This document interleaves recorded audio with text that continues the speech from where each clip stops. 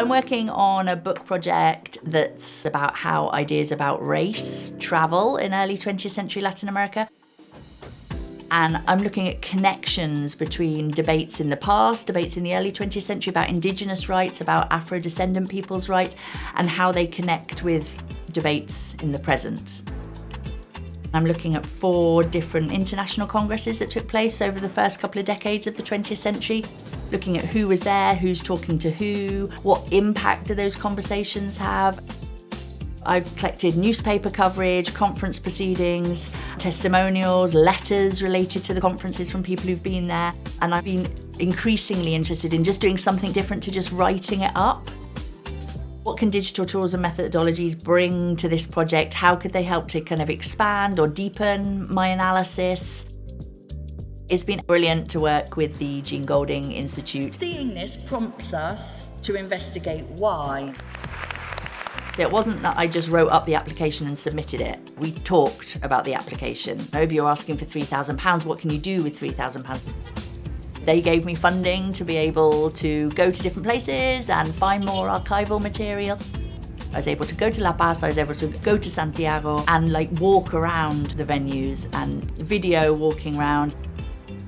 Crucially, they enabled me to work with some brilliant people, to get a much better sense of what the humanities can gain by working with people in computer science. This one here, and this, what's the big one over here? Okay, so there's 2 parts to it now, the digital mapping part and the machine reading part.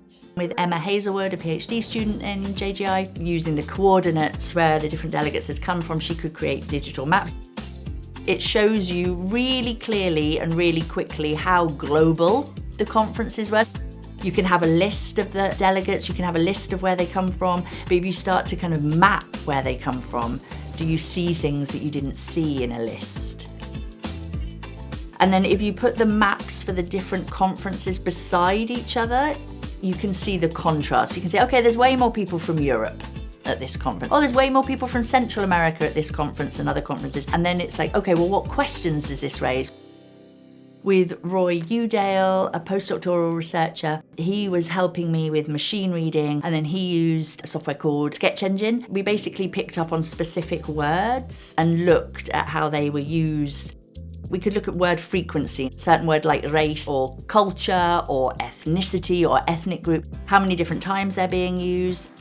I think what the machine reading gave me was, so I might have a sense that there was one particular topic that was more important than any other, but maybe numerically that wasn't actually the case. And it's also not anecdotal, and it's not just a sense of the conversations. It's like, actually, no, this word was used 100 times and it was used in these 10 different ways.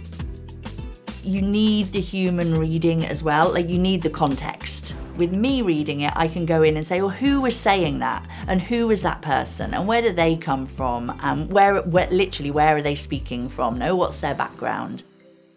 I think what the machine reading does is kind of almost raises questions that you as the researcher can then investigate further.